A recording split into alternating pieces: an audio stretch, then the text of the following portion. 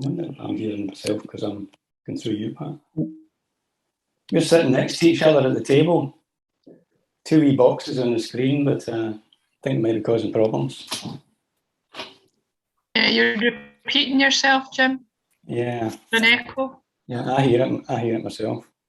Right. I probably need to go in the browser and figure out how to get rid of the echo. It just sounds as though you're in a stadium. Yeah. Hello, everybody. Hello, Jan. Hi, Blair. Hello, Glasgow. Hello, Jan. Hello, Clydebank. Hello. Make sure we'll meet you. Hello, Edinburgh.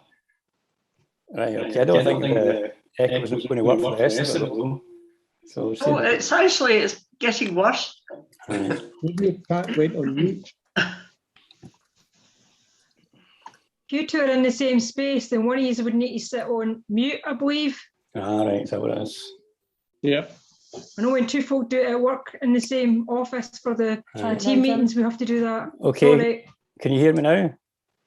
Yes, Yes. that's better. And there's no Zoom, no thingy. No. No echo. Well Just done. you. Well done. The experts on. That was Janet. Hi, Leslie. Hi, Jim. Hello, everybody. We haven't got the stadium echo now.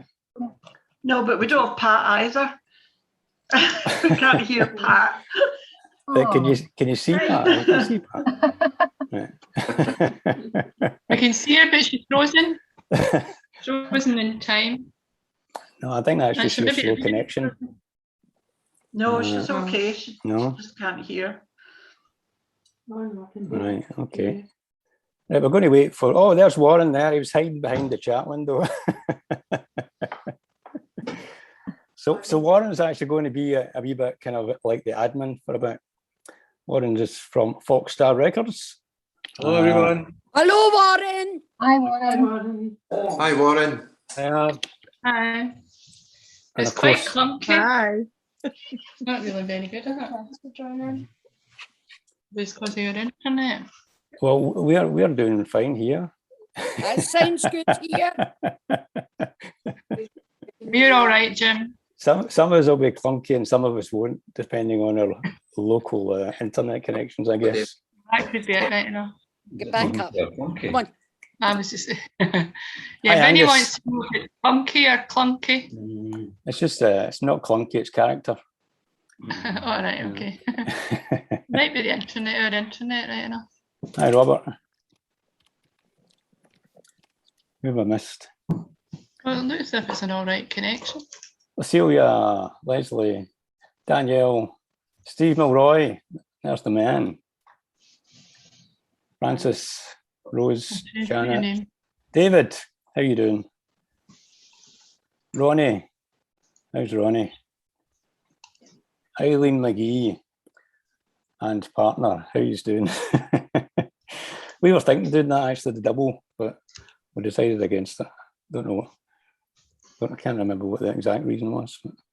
Well, you were more important. Well, I'm more important. That's it. Right. And Derek, how you doing, Derek? Amanda and Sarah Clare. Hi, Sarah. Okay. I don't know whether Warren wants to give us a wee teeny introduction as to what's happening here, or I'll mute for a second if I can figure that out.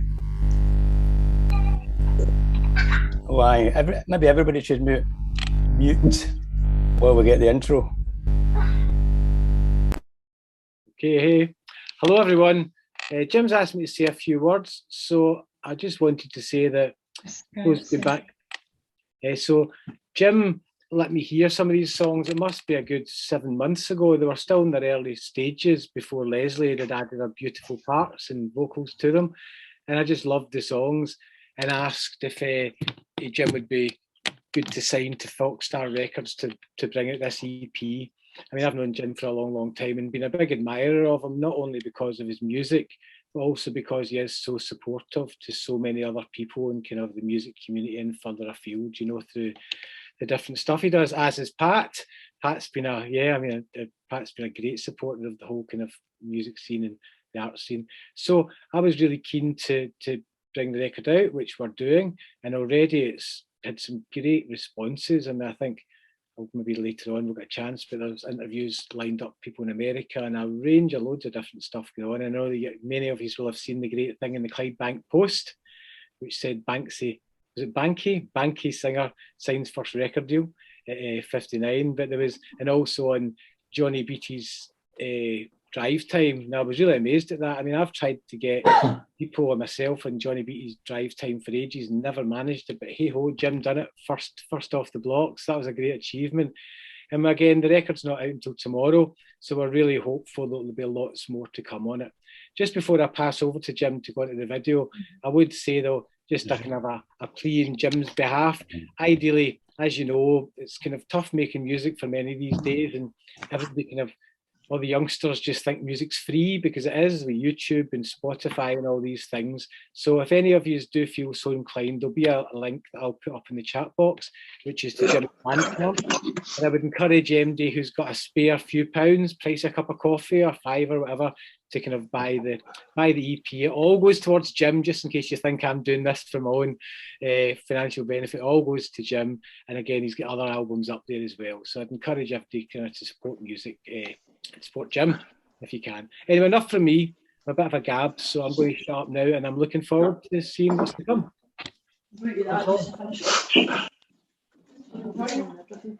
Yeah, okay, so if everybody's muted, what we'll do is, here's the basic idea. I haven't put a video together which I've uploaded onto YouTube. And what it is it takes you through the songs. So you go through it, you start at the beginning, it's just the one URL, it's 4 songs.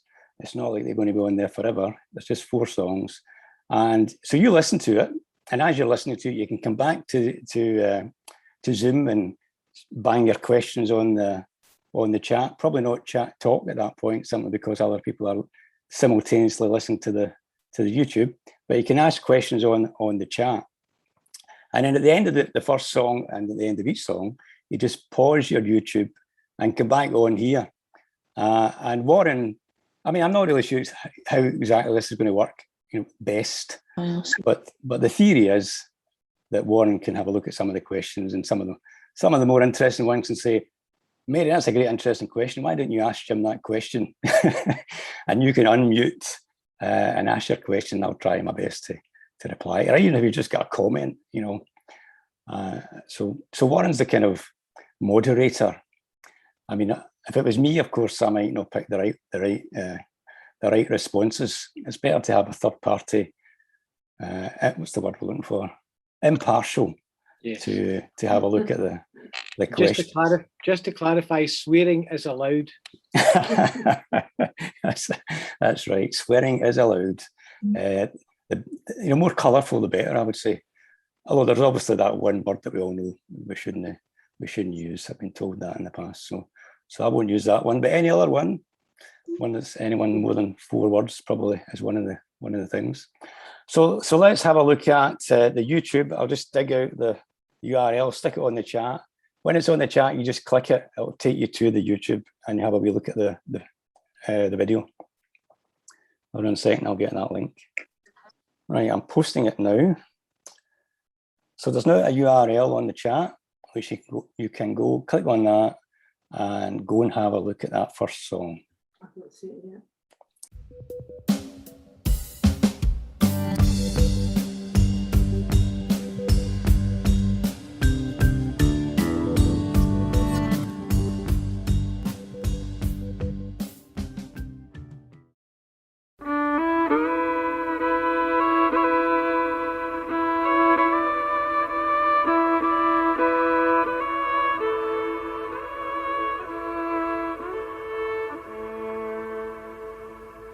Place the ring on the table, push your cares from your mind, put your head down on the pillow, though sleep is hard to find, and the yellow clock is ticking, is it counting you down?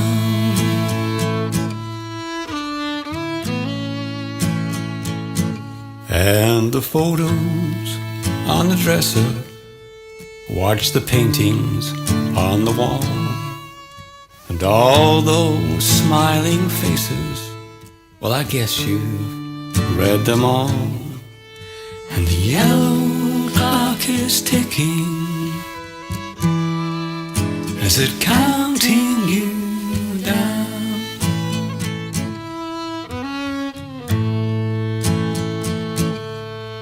And the colors take your dreams from you.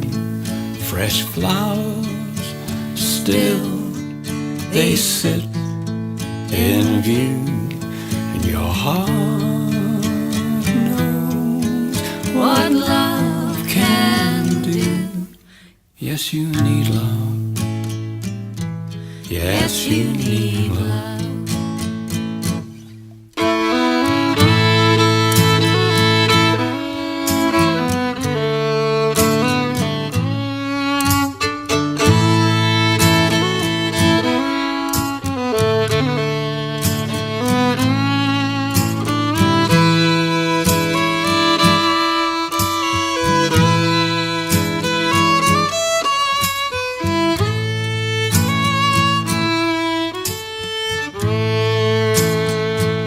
See your mother's book still sitting on the shelf now by the door, and her glasses there beside them, and her shoes down on the floor.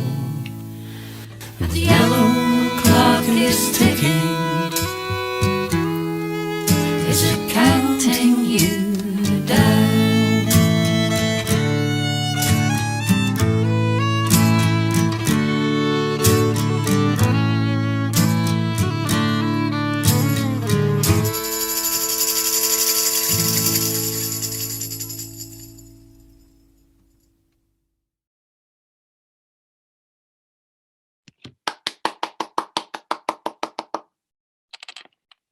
Clearly somebody's managed to get to the end of it there.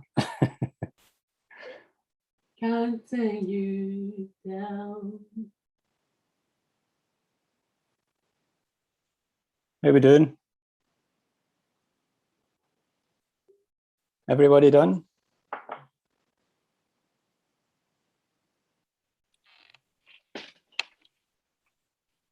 Okay. One That was thing I like, lovely. I like that, Jim. right? Beautiful harmonies. Yeah, I was actually going to say we should hear from Leslie, who's that's Leslie O'Brien that you hear singing on that tune there, and the harmony in the background. And But the words also, they strike a chord with the heart. Having Right. lost my mum and dad, and you know the times going forward for yourself. Of course, aye, that's the thing. Yes, I liked it very much. I think we can all relate to it. Well, maybe when you get to a certain age, perhaps. Leslie, how you doing? Yeah, good. Good. You want to interject there? I will just like, is it Lucilla? Lucilla? Sorry, I don't know how to say your name. Just call me Celia, Leslie. Celia, sorry, Celia. I just, as you were saying, you know, in fact, that was the one that I tuned into first when you sent me the 4 songs. It just really tugs at your heartstrings, you know, the lyrics, which are so poignant and so, you know, they're so condensed. You know, there's very little said, but it tells a huge story. And the fiddle just is gorgeous, you know, and I think it's kind of reminiscent. There's a real sort of Scottishness to it, so that pulls at the old heartstrings as well, doesn't it? So I was just really, yeah, I really enjoyed. No, it was lovely. Really enjoyed it. One of the things is, if you don't mind me mentioning, Leslie, is when we were talking about you going up to do some singing, well, I don't know whether you were pretending that you weren't full of confidence, probably not. But remember we were talking about the harmonies and you were saying, oh, I don't know if I can do that. And yeah, those are absolutely beautiful, those harmonies. I mean, there's certainly no help from me on that. You came out with those yourself. I think just had a natural ability to sing. Yeah, you know. I think when you hear a good song, it's inspiring. It inspires you, doesn't it? So that's what it did. So a wee bit of coaxing required to start with, but And then there was no stopping me. there was no stopping you, exactly. As we will probably hear in the next tune, there was no stopping you. Once you got going, I mean, we had a great time in this room, actually, on the second tune. I think you were kind of, by that time, you were letting yourself go a bit more and getting more into it. Yeah, It's I like was on the flow. less yeah. inhibited, as you Yeah, say. yeah. Anybody else got anything they would like to comment Jim. or say? I loved it, Jim. I thought it was brilliant. It's so good. It's very sort of in between sort of Johnny Cash and I don't know who else, but it's really, really good, and I think it's going to take off. Really, really good. Well done. All right. Very proud. Thanks, Ronnie. That's really nice that you say that. The idea about taking off, of course, is sort of not within my universe, but I don't really know what that means. Well, you're all over the stage shortly, I think, Jim. But this to me is the end in itself. You know, chatting to people and playing the music and getting some kind of fantastic. Anyway, I absolutely love it. I heard it the other night for the first time. Right, okay, excellent. And I thought, wow, I loved everything about it. You know, fantastic. Well done. Thanks very much, Ronnie. That's fantastic. Okay, what have we got in terms of chat here? I don't know what's. Mary. Poignancy of music. How do you say that word? I know how to say poignancy of music matches perfectly with the theme. Thanks, Stephen. Always good to hear your voice, unless I'm shouting at you or something like that. Reverberating with a female vocal. I actually thought that my voice worked really well with yours, Leslie. We obviously didn't know that before we started. Oh, I know that was lucky. It was lucky. When I first heard those songs, I heard them without Leslie's vocals or fiddle on them, and I didn't know it was Leslie who was going to do it. But Jim had said he was going to add a female vocal and violin, and I was saying, no, don't do anything to it. It's perfect as it is. Just leave it. But then he told me it was Leslie who's doing it, and I know how good you are, Leslie. So I was kind of more reassured. And then again, I like it even more now that the extra elements are added to it. As is Stephen Watt, who just said the same thing. Yeah, right enough. Aye. Lovely backing vocals, really nice. Nicola's a fan. Hi, Angus. Yeah, it's funny. I mean, in terms of the arrangement of the songs, I tend to have a full arrangement in my head before I start. I've kind of imagined what it's going to sound like when it's finished. So clearly, the fiddle and the vocal on that first one was something that I was hoping was going to work. I mean, you don't actually know things will work until you record them and you listen to them. You don't know whether it's actually going to work or not.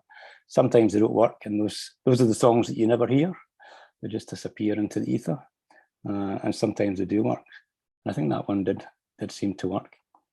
Okay, so we're going to have a listen to the next song, which is called, or somebody else got something they'd like to say? I was just saying, Jim, it has taken off. It's travelled 400 miles south and has landed very nicely here in Surrey. Oh, right. Of course. There are a couple of us here listening in. Right. Nice to hear from you, David. Cheers. Yeah, good. Well, that's very heartening. Well, it's funny because Warren was saying earlier on, they had quite a good response. And there has been quite a good response from like all over the world in some sense. But I say all over the world. We've had some folk from America, Chicago and New York, Nashville. That's not all over the world. Although if you are in America, that is the whole world. That is where they have the World Series for baseball, etc. There is no other country or continent than America. So I'm safe enough to say the whole world there. So yeah, and that was pretty amazing. And actually a few people, I think London as well, some folk from London got in touch. Who else? I can't remember. Quite a few different people. Jim, you should mention the fiddler. Yeah, Kurt. I've got no memory for names, but I know he's not first name. Baumer. Kurt Baumer was the fiddler. Kurt is from Texas. He's I think he's actually born in Nashville and then moved to Texas. I could be wrong. My memory is no good. But you think if you're born as a fiddler in Nashville, you wouldn't leave there. But maybe he was just more a Texas man and had to find his home. He's played in loads of your stuff. Yeah, he's actually played in my stuff since about 2008. I think he played on the very first record I put out as a sort of solo artist. And I absolutely love his sound. He's just absolutely brilliant. Jim, did you ask for a specific? I mean, because it does sound. I mean, I know the Scottish influence has obviously reached America, you know, through people moving there. But did you ask for any particular style, or did you just let him do his thing? I just let him do his thing. That is something I have learned over the years. When I did my first EP, my first record, I worked out everything note for note, more or less. I think I worked it all out on the keyboard and on the guitar. And then I had samples playing it. You know, I had like a fiddle sample playing the tune. You know, I worked it all out, note for note, everything harmonies, you know, sort of all sorts of complicated stuff.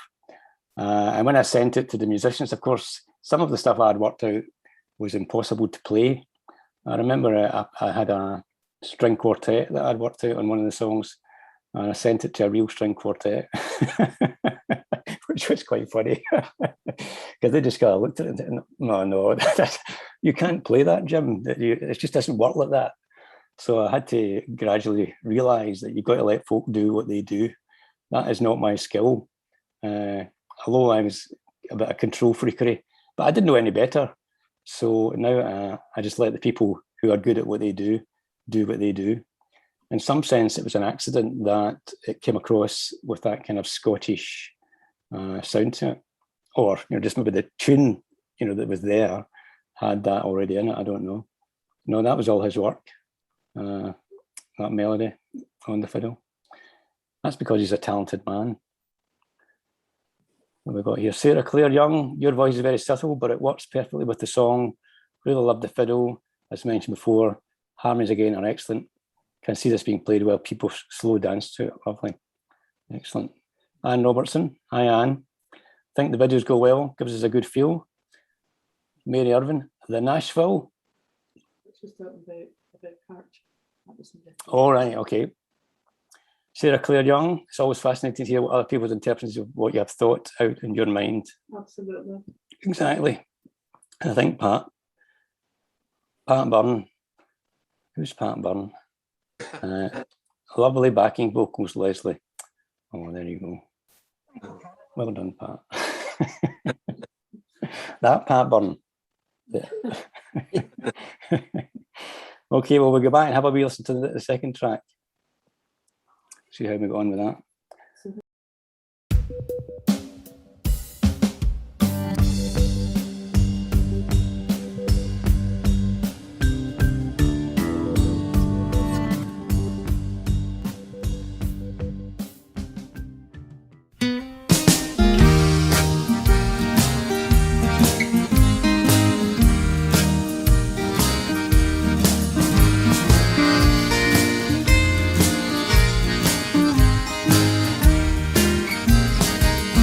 This heart of mine is a blind, blind fool. Just takes one smile to break this lover's rule,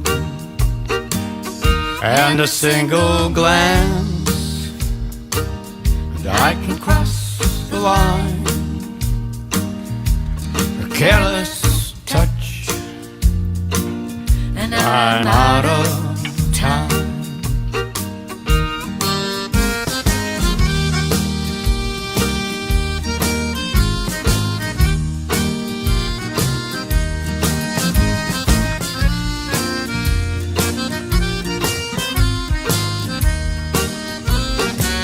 It may be a gentle game of playing two, but it could take this man away from you. So I don't kiss the girl, Don't kiss the girl, I don't kiss the boy, don't kiss the boy. I got a blind, blind love love is you. He don't kiss the girl. Don't kiss the girl. He don't kiss the boy. Don't kiss the boy. He's got a blind, blind love, and that love is you.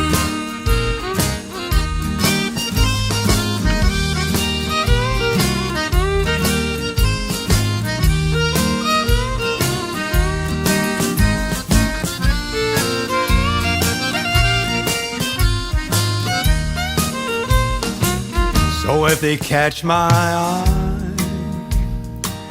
just know it's true. I keep my love at home and my kissing too. For this heart of mine may be a blind, blind fool, but I got one true love. That love is you.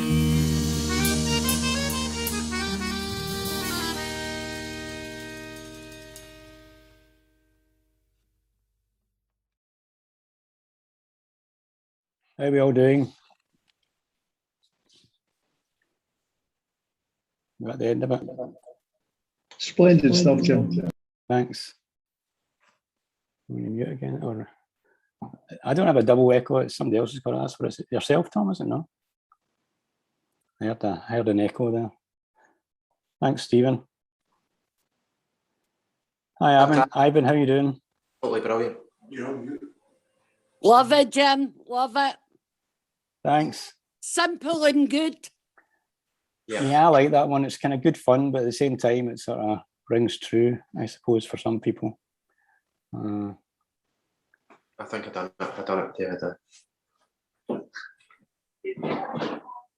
Not that everybody would want to admit to the sentiment of the song, obviously. Yeah, I love the accordion as well. Thanks, Angus. If anybody wants to go in their mic and ask any questions or comments, feel free. Who was playing the accordion? Was that? It was probably listed, but I missed it. Yeah, actually, the accordion guy was a session musician that I got online. Yeah. So there you go. I actually found it very difficult to find somebody online. Well, I've had an accordion player in the past in Glasgow, which was on my previous recording, but that girl wasn't available. I didn't know anybody else, so I kind of searched online, and I listened to quite a lot of different people, and I was looking for somebody that had a kind of Cajun kind of lilt to them, somebody that clearly knew how to play that kind of music, and most of them didn't. Most of them didn't sound good. So I came across this guy. He didn't have his name listed. He was called Your Sound, but he played with lots of famous people, and he played with Tom Jones. That caught my eye. I remember that at the time. He played it with Tom Jones in one of his recordings. So I listened to his stuff and thought, oh, this is the right guy. He's got the flavour I'm after. Because we used to listen to quite a lot of that Cajun music in the car many years ago, with quite a lot of these compilation records or compilation CDs. So when we were driving, we were listening to that music. And it was kind of a mix of accordion, Cajun, and kind of rock and roll and blues. And I just loved that sound. So that was kind of in my head what I was after there. And he did the business, you know. It was a sort of playing I quite like. He certainly did. I mean, it's kind of, you know, it just catches the groove. Because a song like that, which is a very, very simple country song, which really has only, I don't know how many chords are in it, maybe 3, which repeat from the start to the end. Yet you've got to find some way of making it sound like it's developing and it's interesting all the way through, and there's a lot of energy, and the energy's going up and down and all that. So you need somebody that's sympathetic to that idea, knows what they're doing. Captures the dance. Yeah, exactly. And again, Leslie is featured Absolutely. even more on that track than on the first track. I don't know if you want to say something about that, Leslie. I'll just mute my... Yeah, no, I really loved it. It's a really kind of playful kind of tune, you know, Don't Kiss the Girls, Don't Kiss the Boys, you know, so that was fun, that wee bit. And it's just got that swing, the kind of thing that, you know, if a band sparked it up, if I was out, I'd be tugging at Barney's sleeve going, come on, let's dance, come on, I want to swish my party frock to this, you know. So yeah, it's got a really nice swing, and I think the Cajun sound just worked a treat with it, you know. It could have been a very dull song if it wasn't played, you know, with a bit of energy. Yeah. There's no, the chord progressions are very simple and it is repetitive. So in terms of the chords, but obviously not in terms of the sentiment and the energy, all that kind of stuff. I'm trying to think, I had something in my head about that song. There's actually 2 other versions of it. One by Angus and Robert and myself, and the Bear Pit Brothers did a version of it, which Angus basically came up with the arrangement. Are you still on, Angus? I don't know if he's still there. His picture's still there. If you're on there, Angus. No, Robert, is Robert still here? Angus says he's still here in the chat. Robert. Yeah, what? Yeah. Remember we did a version of that way back at the start? I mean, maybe it was so different you can't remember. It was a lot faster than that. Was it faster? Is that if it's the same one? I think that we did so many songs, Jim. Yeah, that's true. We did it. It was actually Angus that came up with an arrangement on a kind of classical guitar. Oh, I do remember that one. Yeah, that was nice. Yeah, it was good. I've got. I know you stole it for your record. We can't do it anymore. Well, it was so different. It was so different when the Bear Pit Brothers did it. Then we can do it. Yeah, that's true. No, it sounds great. I lost the audio there for a bit, so I didn't get a chance to chip in. But loving them so far. Really great. Thanks. I also did another version of it, which was the first time I played it, and it was Linda Jackson. We went up to visit Linda Jackson. I don't know if you know Linda Jackson. She's a singer, writer, performer, poet, author, teacher. You know, one of these folk that does everything. She's got lots of talents. And we just went up to visit her, and I think I'd taken my guitar, and I think I'd just written it, or hadn't finished it at the time. I think I didn't have as many verses. I had 2 less verses than was on that version, and I played it, and Linda sang it into my iPhone. So I've got a version of that on my iPhone, which, strangely enough, is coming out. Is that right? In another project? Yeah, it's Carlton Cayley. It's an anthology of what. Well, I'll mute if you want to talk, Pat. Hang on. Right, it's there's an anthology being drawn together. It's poems and also music. It's really through Ruby McCann. So it's Rymer Publishing. They're bringing this out soon, and they just got in touch recently. We'd forgotten all about it, to ask if it was okay to use two of Jim's songs. And one of them was the Blind Blind Love, a Blind Blind Fool, was it? Whatever, was it Blind Blind Love? And that's the one that Linda Jackson sings. Yeah, so it's just in her living room. Okay. Yeah. Yeah, so it's just in her living room on the phone, which, I mean, it sounded great. I thought it was fantastic. And just singing it for the first time, I think I just written it, played it in the, and I don't know if you've heard Linda's voice, but she's got a powerful voice. She's a great singer. One is nodding his head. He's clearly came across Linda and his travels. Okay, anything else that we've got in the chat? How long did it take you to actually write that song, Jim? 5 minutes. Pat says 5 minutes. Well, that particular one didn't take long. I can't remember how long it took. Right. But it was so quick that I can't remember. But what happened was, probably about 2 or 3 months after I had written the initial song, I wrote another 2 verses, which is Leslie will know that's the ones where you reply.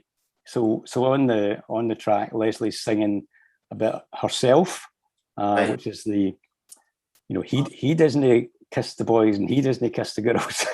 So Leslie singing that, and that was a part that came later, and else, and the verse that came after that, which I knew in my head I needed a link between the first part of the song and the very last verse. I needed something to link them together, just to kind of complete the arc of the story. Not that there's this much of a story, but the kind of idea. So those two verses were written maybe about 2 or 3 months after the initial song was written, just to try and complete the song. And actually I had, I don't know whether I should tell you this or not, but I got some other feedback about the song, and that was actually from, I thought I really liked the song really from the start. When I'd written it, you know, like when you write any song, anybody who's come up with anything creative, you think, oh, this is the best thing since sliced bread. When you've just written something, you like it. You know, that's just it. So I thought, this is a good song. I quite like this song. So I tried to punt it to somebody in Nashville. I thought somebody could do this. But actually the reply I got was absolutely bloody awful.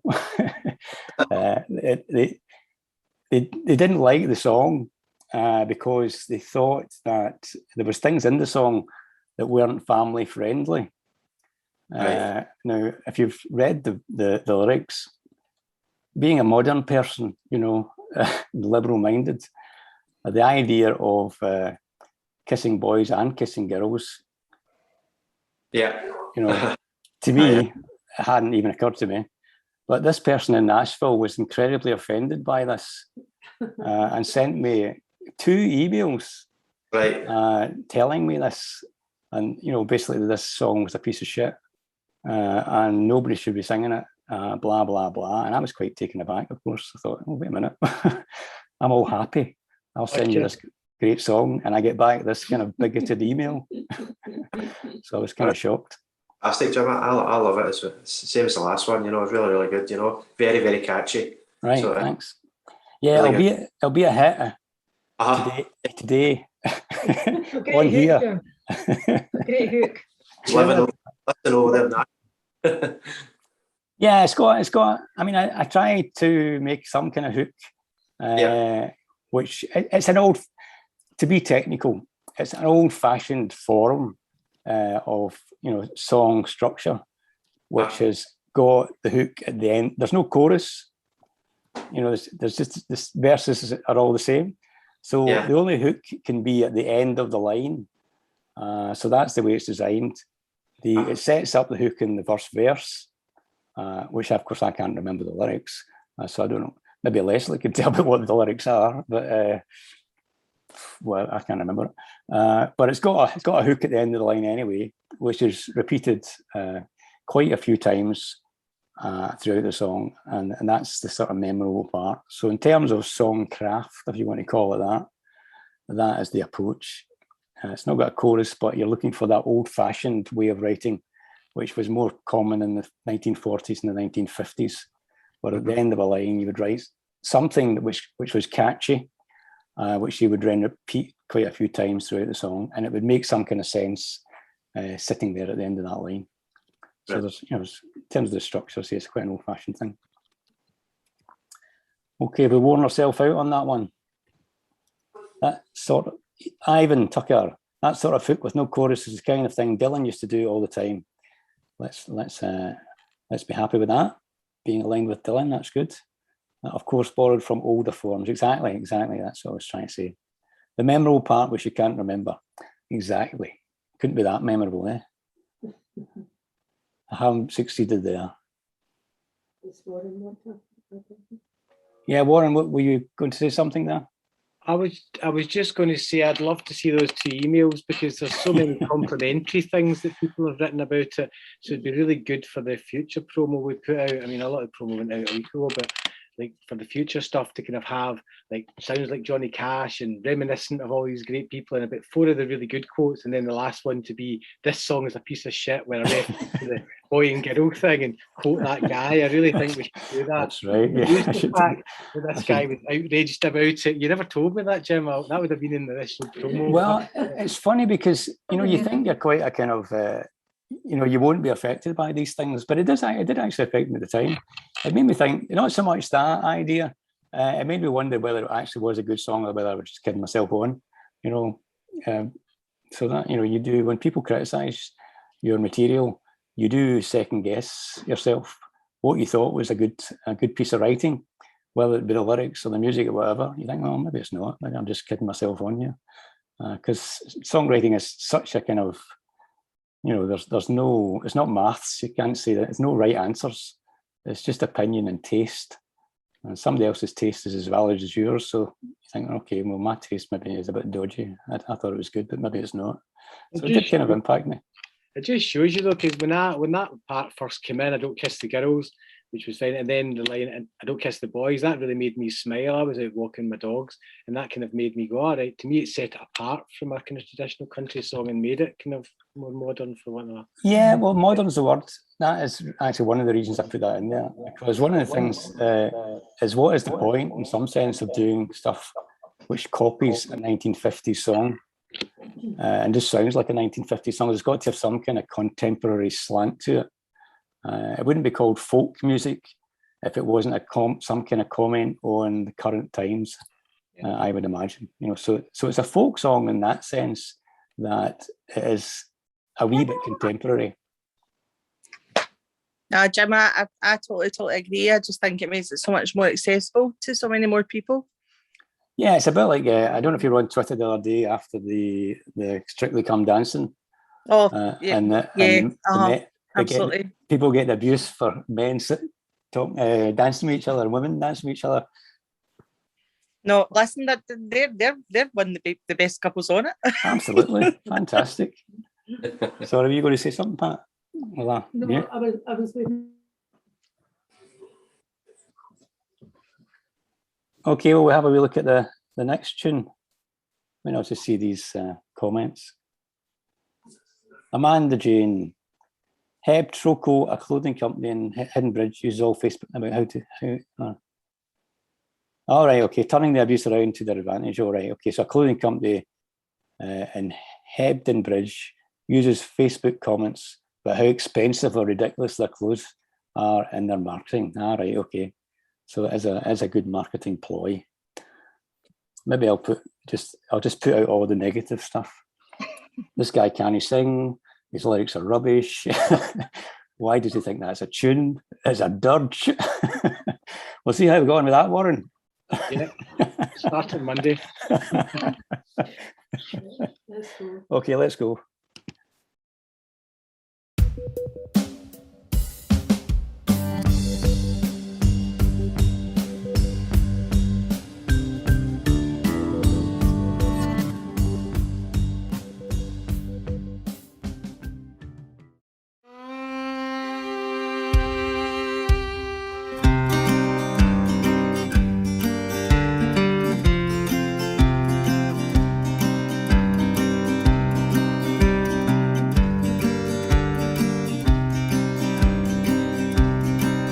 Come follow me, let me hold your hand, let me wipe away the tears. You understand that I will listen to the tale you call your shame. He's a heartless man, as cruel as Cain. You turn your back, he lies just the same. This man has a gift, he's born with the devil's charm. This man has a gift, he's born with the devil's charm, my dear. This man has a gift, born with the devil's charm. These scissors, they cut deeper than you think, my dear. These scissors, they cut deeper than you think. Now your money saved is in your purse, enough to leave and break this deadly curse. So come with me, we'll walk together now. Take your brother's coat, he'll miss it true, but if you stay, he'll miss his sister too. To save his name, don't ever try to pay him back. Save his name, don't ever try to pay him back, my dear. Save his name, don't ever try to pay him back. These scissors, they cut deeper than you think, my dear. These scissors, they cut deeper than you think.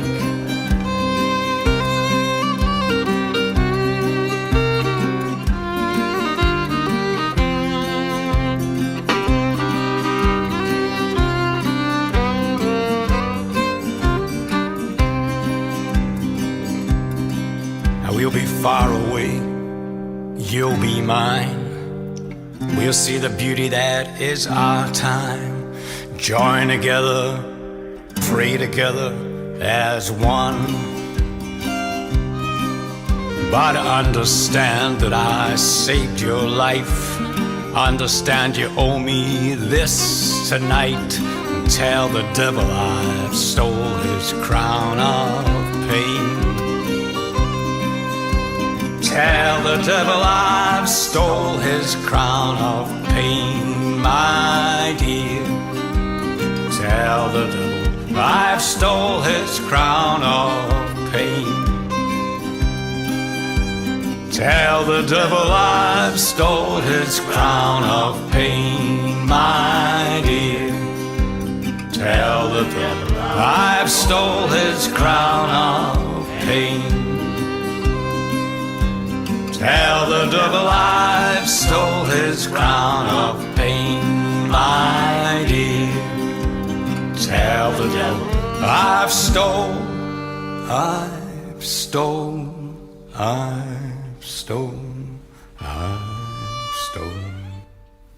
his crown of pain.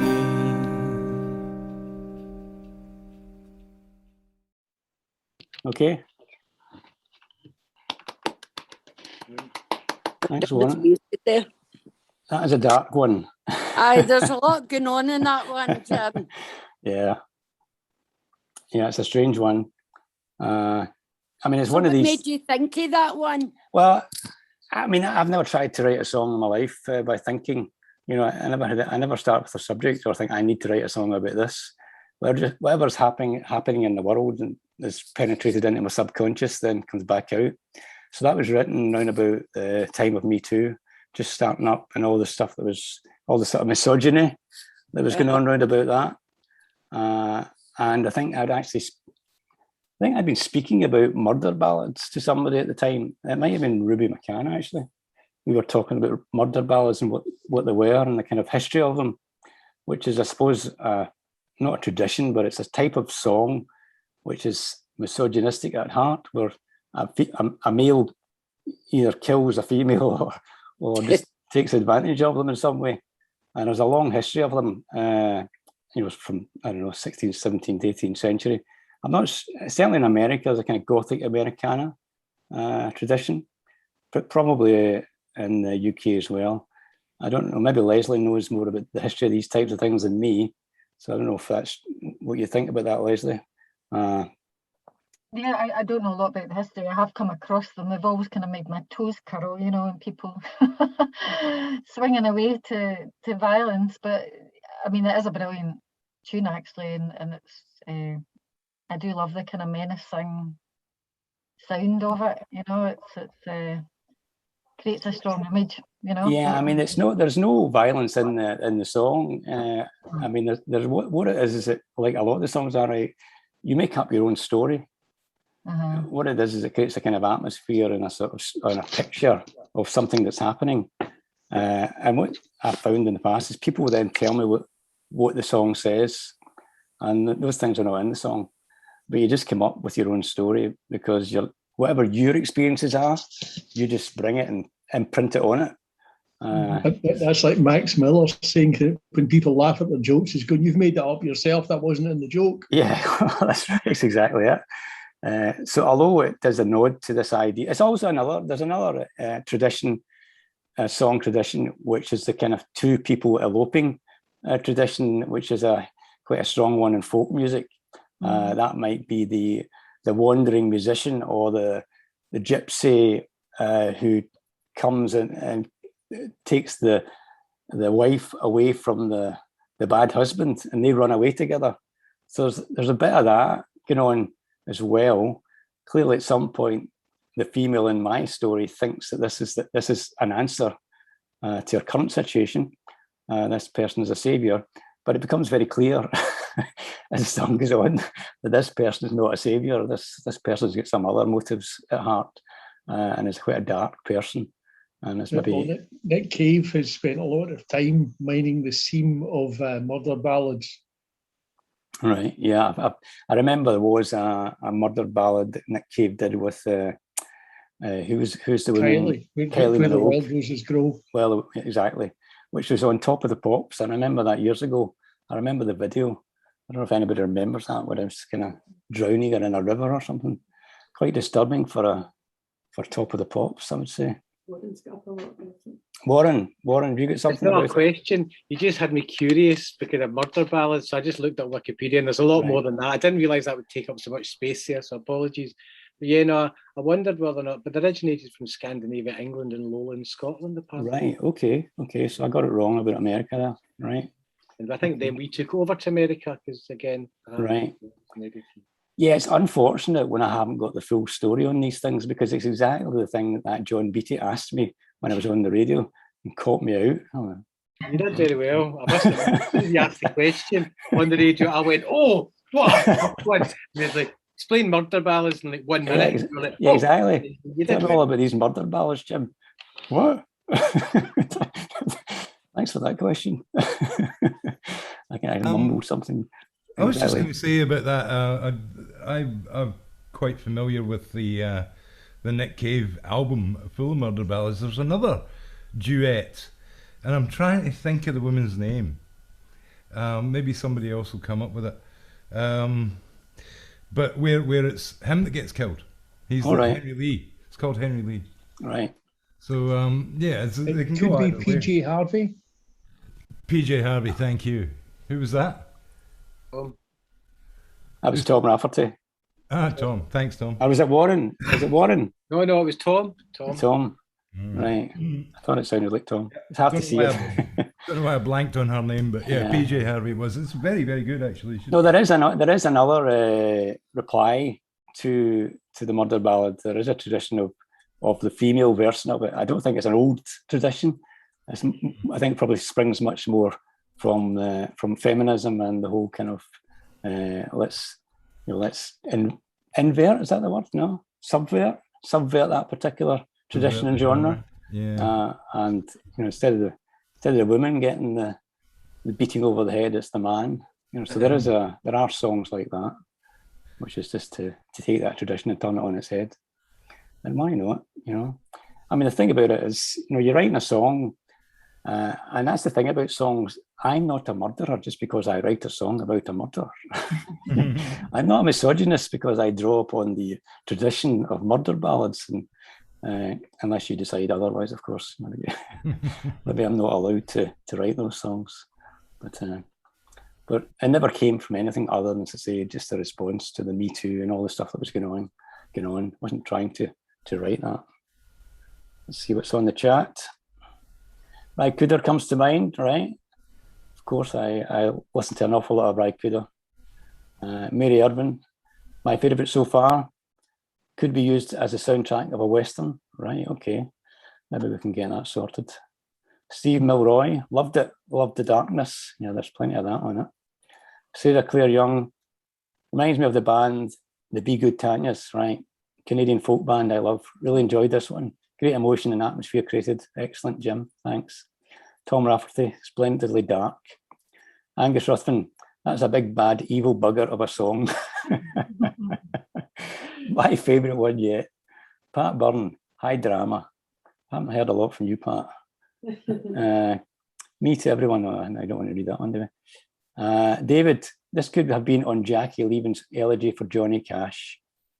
Right, what else have we missed? Warren McIntyre, he's written his book. Murder ballads. Need that M in there, Warren. Just ignore that one, please. make up a proportion of traditional ballads. Right, I remember you saying that. Scandinavia, England, Lowland Scots, and the pre-modern era, right, suggesting an ultimate Germanic cultural origin. You're a bit of an academic there, Warren. I just cut and pasted that from Right. Wikipedia. Right, okay. Yeah, well, you're saying that, you know, I'm sure that was all in your head before you wrote that there. Right.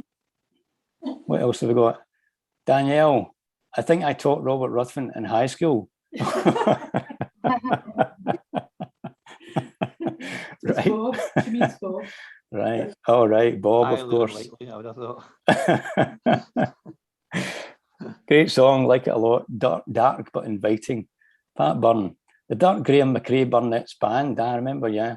Graham McRae had the Dark, had some murder ballads in their act. His career before he became a successful writer. Right enough. Dominic Byrne, hi Dominic. They're all good, but this is definitely my favourite. Goodness me. Actually, to be honest with you, I didn't think that would be the case, which is why it's third rather than first. I thought people need to warm up to this one. It's a bit too dark. Throw your hat in the ring for the next Bond theme. Yeah, good. David, Alistair Roberts has done lots with traditional Scottish murder ballads. Right, okay, need to check that out.